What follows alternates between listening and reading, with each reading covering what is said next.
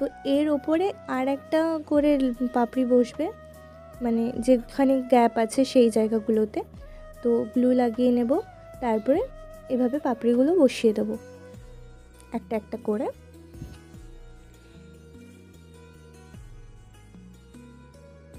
এই যে বসিয়ে দিলাম।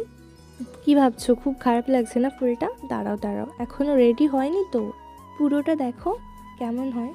তো ফুলের যে উপরে পরাগায়নের মতন থাকে ওটা বানিয়ে নেবো হাত দিয়ে, হাতের কড়ি আঙুলের সাহায্যে বানিয়ে নিচ্ছি। খুবই সহজ, হাত দিয়ে বানাতে পারবে, যেভাবে আমি বানিয়েছি ঠিক সেভাবেই বানিয়ে নিয়েছি, দেখতে পাচ্ছ। তো এটা আমি বসিয়ে দেবো এখন।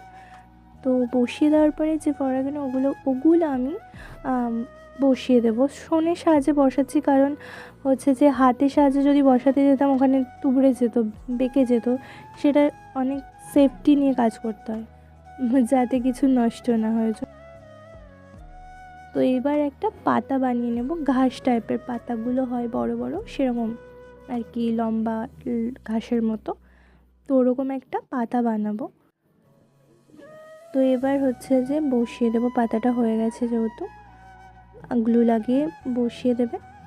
তো বসিয়ে দেওয়ার পরে হচ্ছে যে কোনো বাড়তি অংশটা আমরা কেটে দেব।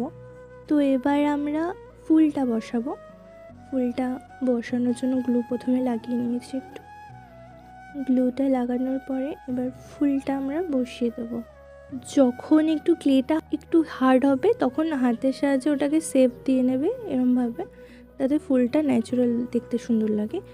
তো দেখতেই পাচ্ছ আমার নেক পিসটা কমপ্লিট হয়ে গেছে, আমার ফুল প্রজাপতি ডান।